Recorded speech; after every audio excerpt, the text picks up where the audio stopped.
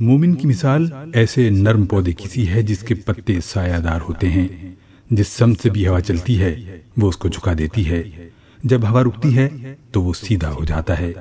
یہی حال مومن کا ہے جو مسلسل آزمائشوں کے بار سے دبا رہتا ہے، اور کافر کی مثال سخت درخت کی طرح ہے جو ایک حالت میں کھڑا رہتا ہے یہاں تک کہ اللہ اسے جب چاہتا ہے اکھاڑ کر پھینک دیتا ہے۔ اس حدیث میں پودے کی مثال کے ذریعے مومن کی صفت تواضع کو بتایا گیا ہے۔ تواضع مومن کی خاص صفت ہے، جس کے اندر ایمانی کیفیت ہوگی اس کے اندر تواضع بھی ضرور ہوگی۔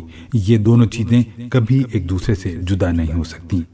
مومن کے اندر سوکھی لکڑی کی طرح اکڑ نہیں ہوتی، بلکہ نرم پودے کی طرح لچک ہوتی ہے۔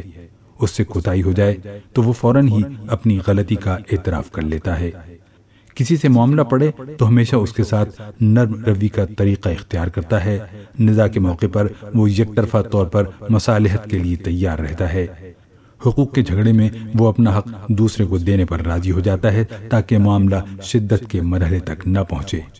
ایک انسان جب دوسرے انسان کے ساتھ شدت کا معاملہ کرتا ہے تو اس کی وجہ یہ ہوتی ہے کہ وہ اس کو اپنے جیسے ایک انسان کا معاملہ سمجھتا ہے۔ یہی نفسیات آدمی کو شدید بناتی ہے، مگر مومن اس کے برعکس ہر معاملے کو خدا کا معاملہ سمجھتا ہے۔ یہ نفسیات اس کے اندر شدت کا خاتمہ کر دیتی ہے۔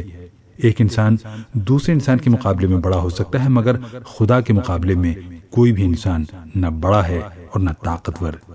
اسی فرق کا یہ نتیجہ ہے کہ انسان اور انسان کا معاملہ ہو تو ان میں سے کوئی چھوٹا نظر آتا ہے اور کوئی بڑا، مگر جب انسان اور خدا کا معاملہ ہو تو تمام انسان یکساں حیثیت اختیار کر لیتے ہیں۔ اب بڑا صرف ایک خدا ہوتا ہے اور باقی تمام انسان اس کے مقابلے میں چھوٹے۔